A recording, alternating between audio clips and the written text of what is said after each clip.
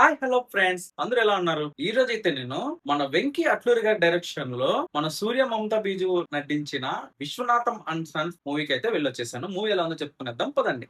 Movie ఎలా ఉందంటే I like it, నాకు నచ్చింది. అండ్ స్టోరీ ఏంటంటే ఒక 22 ఇయర్స్ ఉన్న మన మమితా బీజు 42 ఇయర్స్ ఉన్న మన సూర్యతో లవ్ లో అయితే పడుతుంది. కానీ మన సూర్యకి పెళ్ళంటే అంటే తనకి నమ్మకం లేదు. ఎందుకు, ఏమిటి, ఎలా అనేది మనం సినిమాలో చూడాలా. సింపుల్ స్టోరీనే, బట్ బాగుంది.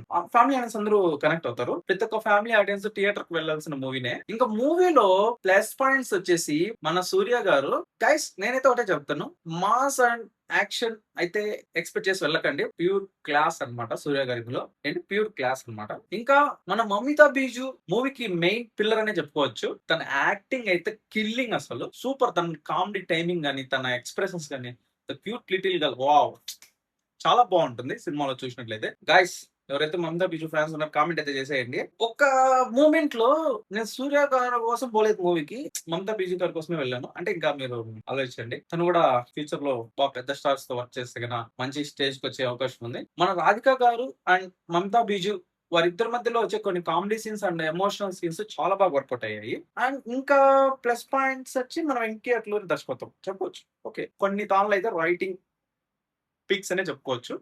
మన వెంకీ అట్లూరి గారికి అయితే ఇది హ్యాట్రిక్ అనే చెప్పుకోవచ్చు. ఇంకా మన జీవి ప్రకాష్, వాహ్, ఏం కొట్టాడండి మ్యూజిక్.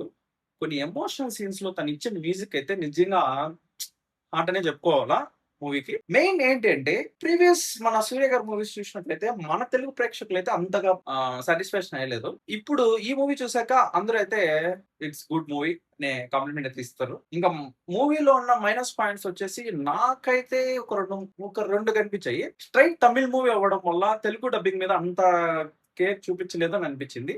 అదైతే నాకు బాధ అనిపించింది. ఎందుకంటే డైరెక్టర్ మన తెలుగు వాడు అయిండుకొని తెలుగులో కొంచెం ఆ కేరింగ్ చూపించలేదు అన్నప్పుడు బాధేస్తది. ఇంకోటేంటంటే ప్రీవియస్ మూవీస్ 2 కూడా మనం మన 'వెంకీ అట్లూరి' గారు బయటే చేశారు. అంటే లైక్ 'సార్' గాని, లేదంటే 'లక్కీ భాస్కర్' గాని.